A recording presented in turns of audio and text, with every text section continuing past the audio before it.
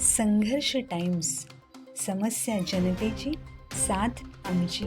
सुधाकर घारेंच्या आंदोलनाला धनगर समाजाचा देखील पाठिंबा.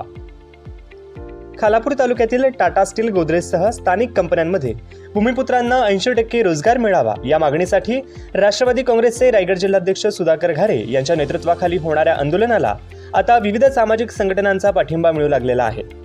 ऑल इंडिया धनगर समाज महासंघ दिल्लीच्या वतीने रायगड जिल्हाध्यक्ष शिवाजी आबा दातीर यांनी सोमवारी दिनांक 24 ऑगस्ट रोजी सहकाऱ्यांसह सुधाकर घारे यांची भेट घेऊन लेखी समर्थन पत्र दिले.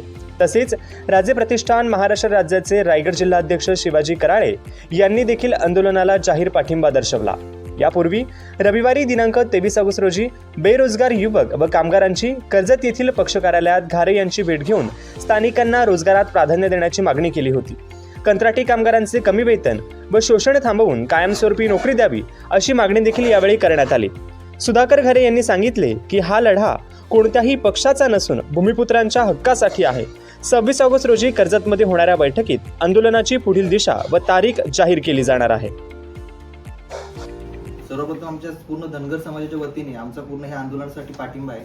आणि मेन म्हणजे पूर्ण म्हणजे जी आमची स्थानिक पोरं भूमिपुत्र आहेत त्यांना काम भेटलं पाहिजे. जे 8-8 तास जे 400 रुपये 300 रुपये मजुरी काम करतात, महिन्याला 12,000 त्यांना पगार भेटतो. त्या आमची अपेक्षा अशी की थोडाफार त्यांना पगार वाढून दिला पाहिजे, थोड्या सवलती दिल्या पाहिजेत आणि स्थानिक लोकांना मेन म्हणजे मुद्दा म्हणजे काम त्यांना दिलं पाहिजे. असं आमची पूर्ण पाठिंबा असा असणार आहे की आमची इच्छा आहे आणि आम्हाला परमनंट केलं पाहिजे, असं त्यांना फॅसिलिटीज दिल्या पाहिजेत.